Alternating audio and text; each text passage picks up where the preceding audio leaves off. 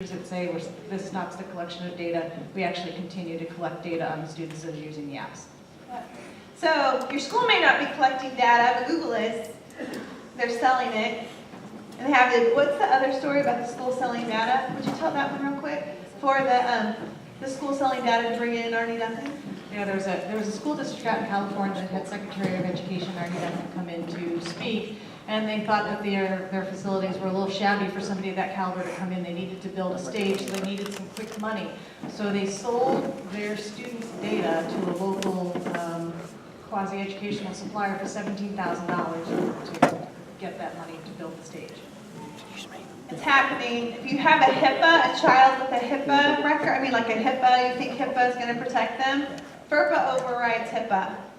So if they go into school with the expectation of their medical records being kept private, FERPA overrides HIPAA. They have no expectation of privacy at this point. Cost of assessments, just super quick, guys. I'm going to go through it. This came out of Sykeston. Their curriculum director actually put this out as Q&A. Will the cost of the new assessments be greater for school districts? And he said this, no. He says currently districts must pay $1.80 per each required MAP assessment except the 6th grade assessments, which are free, and the 8th grade assessments, which are $3.60.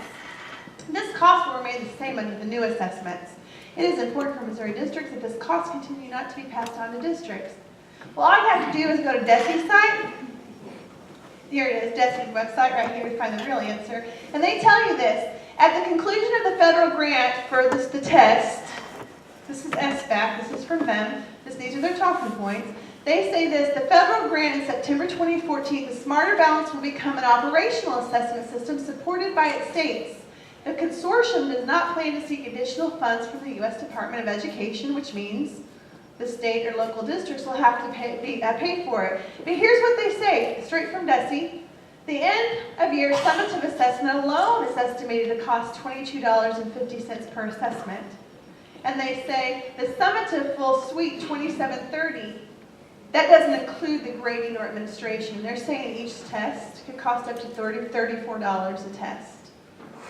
That's a lot. That's a big difference over $1.80. Data collection? Just real quick. Yes. Just real quick. After spring 2015 testing, DESE will send a bill to each district for the cost of the new assessments. And that cost is unknown. That's in one of their recent FAQs. And here's the thing with that, guys. That's part of the questions. When we go to all these DESE meetings and want to know the answer to the questions, that is one of the questions. How do we pay for it as a local district? Where does that money come from? No answer. Well, also the other thing is that your school board never voted, probably hasn't budgeted that in their line item because they don't know what it is, number one. And number two, you never got to vote on whether, on that budget. You never had a vote on whether you wanted that like a bond issue. Does your school district have that money or not? If your school district does not have this unknown amount that's going to be revealed to them after 2015 spring tests are done, what are you going to do? Are you going to be in danger then of losing your accreditation if you don't have the money to pony up for the new assessments? And that's the question. When MSET 5 can yank, DESE can yank your accreditation for not being able to financially implement these new mandates, what do? We don't know. These are questions that we would love to have answered. I just want to show you this. This is a study from your federal government if you have not seen it. We talk about social engineering and what they're going to start looking for. This comes from your federal government. This was a study, and you can't see, it's from an ed.gov site, but it was called Promoting Grit, Tenacity, and Perseverance. These are critical factors for success in the 21st century. They talk about this. The test score accountability movement, a conventional education approach, tends to focus on intellectual aspects of success, such as content knowledge. However, this is not sufficient. If students are to achieve their full potential, they must have opportunities to engage and develop a much richer set of skills. There is a growing movement to explore the potential of the non-cognitive factors, such as attributes, disposition, social skills, attitudes, and interpersonal resources, independent of their intellectual ability. They talk about research over and over again on our children in this study, but one thing that caught my attention, they said our research pointed to 3 facets, all of which have been shown to be malleable and teachable in certain contexts. They talk about self-report methods, typically ask participants to respond to a set of questions about their perceptions, their attitudes, their goals, their emotions, their beliefs. It says interventions that address their mindsets, learning strategies, and resilience. They'll actually have interventions for kids whose mindsets, based on their attitudes and emotions, don't come. This is from our federal government. The way they're going to monitor that, this is from the study. I didn't pull this one out of the air. They're actually going to put facial expression cameras on kids, posture analysis seats, pressure mouses, and wireless skin conductors. So if little Johnny's sitting in front of the computer and a question makes him nervous, his heart starts to beat fast, then maybe they'll pop another question up. It's all computerized. It's the one-to-one thing you hear about. Just know this is not conjecture. This comes from the Federal Department of Education. Parkway South, just real quick. They say it's not happening. Kids were wearing home these bracelets. Some moms said, "What is that?" Long story short, the video was up online in the school board meetings, but kids actually were being tracked. Their activity was being tracked without parental knowledge or consent in the Parkway School District. I'm going to skip through some of this. The same bracelets are found in New York. New York Post, the schools are spying on the fat kids. Retinal scanners of 3rd grade. These are called biometrics. In Farmington, I know they're using their thumbprints for their lunch cards in lieu of lunch cards now. You need to tell your children not to give photographs of their eyes. If you believe that way, I think that's private. That's biometric data. Their thumbprints. Spygate. Just real quickly, one-to-one technology, something to watch for as a parent. If your kid brings home a computer or an iPad, know this, that the district owns that technology. What we have been finding as of late is your school technology use agreement trumps what you sign for your kids and what they can do. They can access whatever the school allows them to access. But know this was a lawsuit that happened in Pennsylvania where a parent won a $175,000 lawsuit because what was happening at night, this boy was seeing a little tiny light come on in his computer. Long story short, the IT department at school was turning on the computers of several kids. They were taking pictures of them. They said they were actually uncovered more than 300,000 photographs and 27,000 screenshots when tracking security software. This is the data we're talking about with the data bill where we're trying to protect students and their privacy. This one actually, you say it doesn't happen here, it happened in Joplin this fall. The head of the IT department in Joplin is going to prison for 20 years because he did the same thing in Joplin. He secretly stored child pornography on his computer, and he stated that he had approximately 10 child pornography images of Joplin School District students, 4 of which had been identified and range in ages from 15 to 16 years old. He was turning on their computers from a remote location. The standards, you notice? The standards are secondary to us. Control is what we're focused on. I'm going to swing through these really quick, guys, because I'm almost done.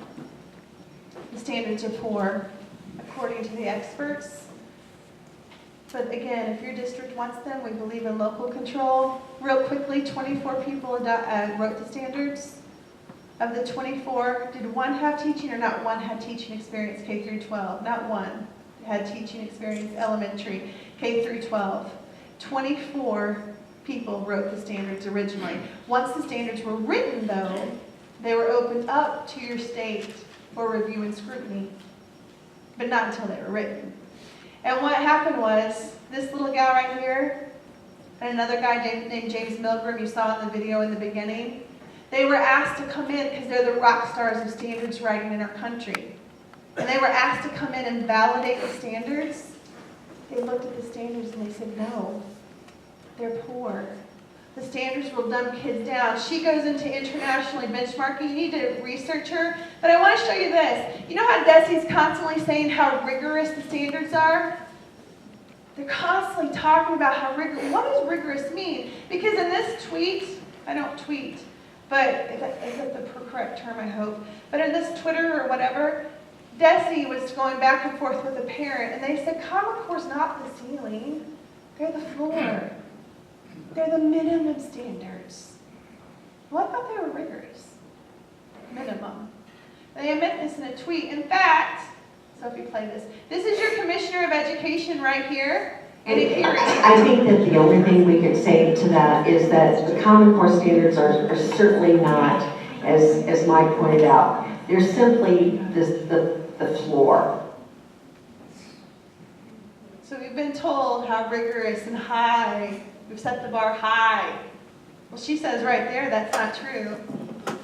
Milgram, Stotsky, they crucify the standards. This guy right here, this is David Coleman. He was the lead architect of the English standards.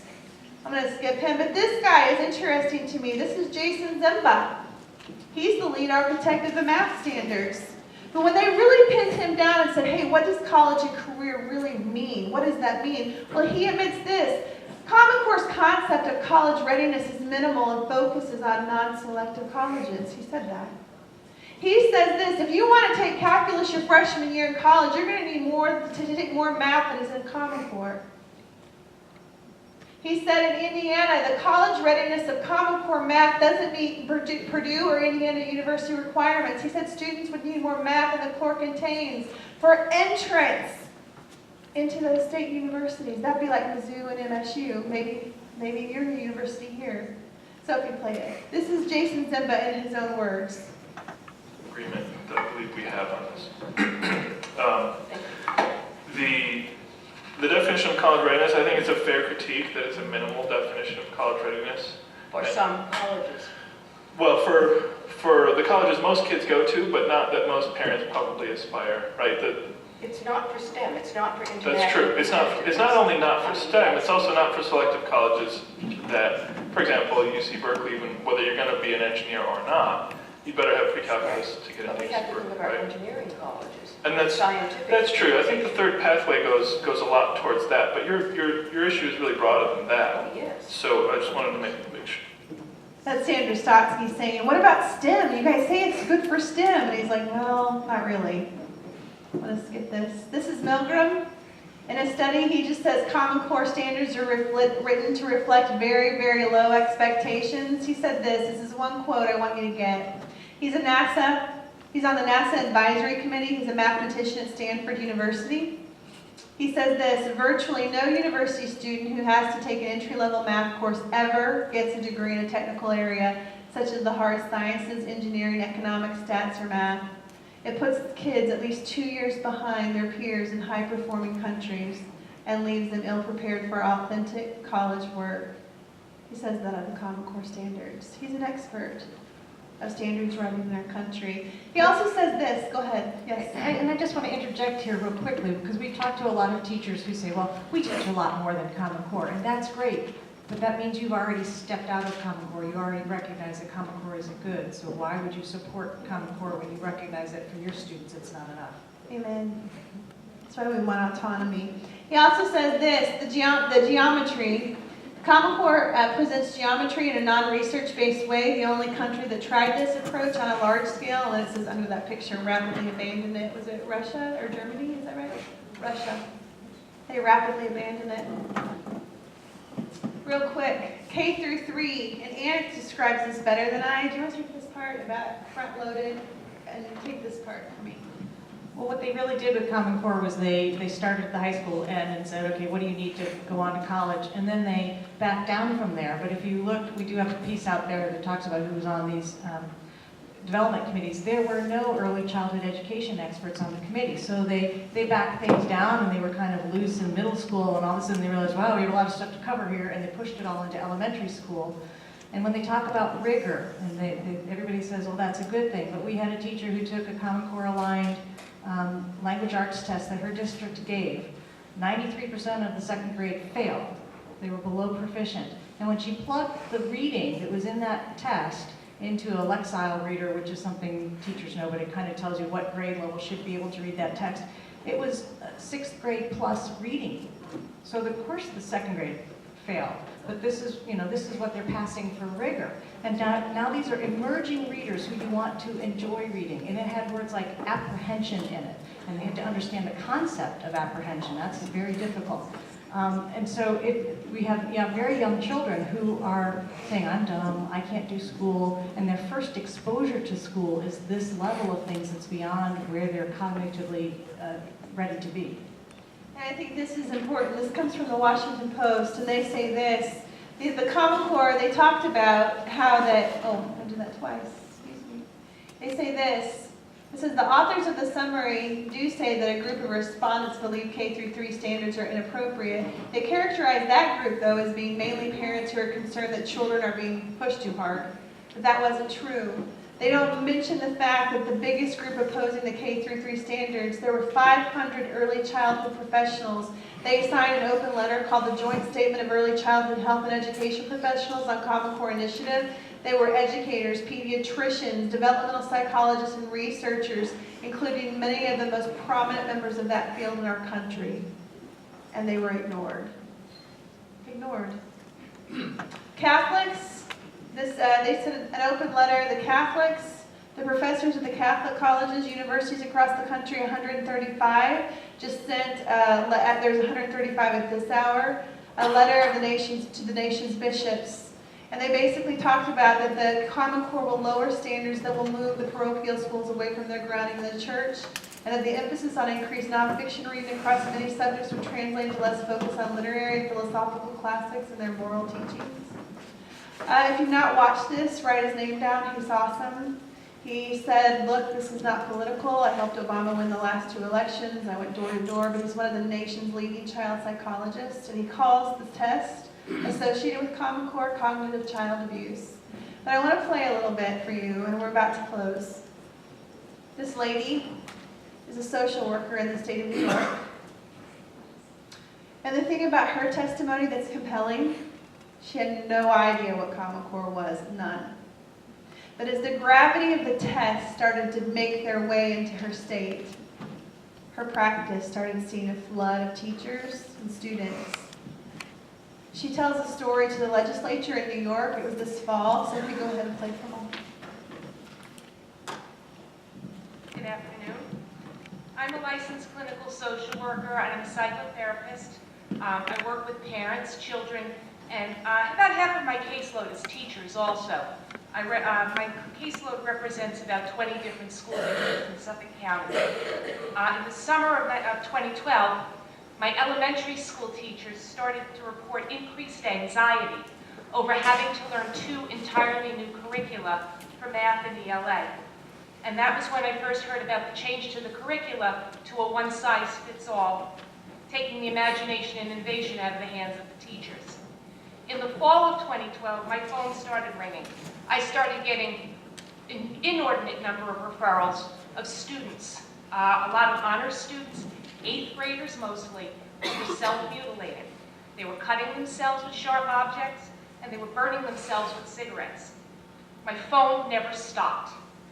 And I didn't know why. I asked the kids, and all they kept saying was, we can't take the pressure, it's too much. I also started getting a lot of elementary school students referred to me. They were refusing to go to school. They said they felt stupid and that school was too hard. They were throwing tantrums, begging to stay home, and upset to the point of vomiting. I was hearing from parents about kids bringing home homework they couldn't help them with. I was alarmed to hear that in some cases there were no textbooks for the parents to look at, and they had no idea what their children were learning. The teachers were reporting a staggering level of anxiety and depression, and that was when I first heard the term Common Core, and learned about the standards that we now say set the bar so high anyone can walk right under it. Everyone was talking about the tests. As the school year progressed and the tests loomed, my patients were increasing their self-mutilating behaviors. They were complaining of insomnia, panic attacks, loss of appetite, depressed mood, and in one case, suicidal thoughts that resulted in a 2-week hospital stay for an adolescent. I don't know of any formal studies that connect these symptoms to the Common Core, but I really don't think we need to sacrifice an entire generation of children just to get the correlation. The test. They're coming. I know they say, oh, it'll look different in Missouri. Do you understand this piece better now? Incidental, direct, punitive, loss of revenue or income, pain and suffering, emotional distress. They knew what was coming. We didn't. They did. I'm going to skip it. 1,500 principles. It's compelling to see why the 1,500 principles rejected. I really highly recommend. They talk about we don't have access to the test. Now get this. This is the test that's evaluating their teachers now. And they're telling this. This is from the principals. We don't have access to the test. We are not informed of the makeup of the test. We do not know with any level of specificity the content or skills for which children require additional support. They say we do not know if children's low test scores are actually due to the lack of skills in that area or simply a case of not finishing the test, a problem that may plague many of them. They have no idea. They say we do not know what to expect for next year. These are principals, Missouri principals. If you're out there, pay attention. They say our students are overwhelmed by rapidly changing standards, curriculum, and assessments. It is nearly impossible to serve and protect our students and the students in our care when expectations are in constant flux and put in place rapidly in a manner that is not reflective of sound educational practice. They say they do not know if the actual designers are educationally even qualified to write the test. Skip it. Let me end with this. Common Core, they say, is math and English. That is not true. Because if you go to Common Core Standards, Appendix B, you'll see it's English, language arts, and literacy. They're teaching your children how to read by infusing their version of history, social studies, and science. You go into Appendix B and you see there's grades 6 through 12, literacy in history, social studies, science. There's history, social studies, science. Well, I thought those weren't part of the core standards. This comes straight from corestandards.org. They most certainly are. They just backed us into the science and history. You go into grade 6, 7, 8, 9, 10, you see right here in every one, informational text, history, social studies. They're there. What happened this last fall, and this is where Concerned Women for America, scholarship, 2 moms, to go to the Social Studies Conference in St. Louis. It was one of the largest social studies conferences in the country. The National Center for the Social Studies, NCSS, they had a conference to teach teachers how to teach social studies as aligned to the Common Core. And they talk about here on their page, they talk about Thomas Jefferson, Horace Mann, John Dewey, and other great educators understood public schools do not serve a public, they create a public. Now, this is the largest professional development conference this organization hosts. It hosted in the country. But notice this, their 2013 conference says this, they feature more than 100 sessions addressing the Common Core ELA standards for history and social studies. Their keynote speakers were different educrats from all over. Oliver Stone was one. But I just want to give you a sampling of some of the courses. Susan B. Anthony's Trial, Social Justice and Common Core. Reading and Listening with Purpose, Controversial Lyrics in the Common Core. Getting crunk with the Common Core. What's crunk? Crazy drunk. That's what it means, crazy drunk. Crunk teaching, like crunk music. Yeah, you can go figure. Gateway to Diplomacy, Middle School Model, UN Building, Negotiation, and Compromise. Creating Global Citizens. We had the 2 moms, like I said. Missing Muslim Heroes, Inspiring Stories You Haven't Heard. Their biographies grace few library shelves. The humanitarian Muslims embody our deepest values and provide role models for us all alike. Social Studies, Common Assessments Aligned to Common Core. Strategies to Investigate Climate Change. Achieving Social Justice Through Economics. The U.S. Constitution, the Founders and Social Justice. Empowering students to speak up for social change. This is one, Promoting Social Justice Through Literature, picture books that present multiple masculinities. This is for pre-K through elementary. This session focuses on the benefits of literature that help children rethink gender stereotypes. Picture books and instructional strategies are discussed that present multiple masculinities and gender nonconforming characters. That should not be a teacher's responsibility in a public school. That should be something that's handled at home. Raising children to be global citizens takes a village. How to repair the world, the importance of international humanitarian law, climate change again. How did the Nazis convince the Germans to fall in line willingly? Homeschoolers, private schoolers, you say you're immune, you're not. Here's where you're going to get tagged. This guy, you remember his picture earlier? This is David Coleman, who wrote, he's the main architect of the English Language Arts section of the standards. He's also the president of the College Board. The ACT and the SAT are aligning to Common Core standards. It's kind of like a monopoly. You can go to College Board and you can actually see. So if your children are going to score well, they better have the Common Core. ACT, if your kids don't go to college, if you haven't heard of what an ACT work-ready community is, pay attention. ACT is teaming up with the Chamber of Commerce and going into many, many different cities across the country, and they give certificates, basically. I mean, the thing is, all kids, all juniors next year in the state of Missouri get to take the SAT. But if you're going to work, you better have in these work-ready communities, you can't even get an interview if you don't have a certificate. And the work-ready to study this, take a look at it, it's coming. So how does it translate to us? We're there. I hope that if you have questions, kind of a jumping off point. I could go on for probably 3 more hours. But what we want you to realize and understand is that it is ominous. Local control is what we advocate. True local control. Our superintendents, our school boards, our teachers, our administrators, they have no choice. This is a federal mandate. Anybody who tells you anything different is not telling you the truth. We've signed agreements and contracts, but the reason I'm here, and I take a Sunday away from my husband and my boys, and we drive 4.5 hours to get here, is because I believe it's all of our, we all have to have a part, take a part, we all have to take a stand if we don't agree. We don't all have to agree. But I'm an American, not a globalist. I understand my children's role. I understand what their role is in a global setting. But I'm an unapologetic American, and I believe in American exceptionalism. I believe in competition, and I believe that we should leave local control where it's at. That's what we fight for. If you have questions, please feel free. Does anybody have any questions of this? Hang on one. You want to say Real something? quick. Yeah, I just want to say, I just received a call from Lieutenant Governor Peter Kinder's office, and he wanted me to express to the group his apology for not being here. He wanted to be here, but schedules did not permit a change at the last minute.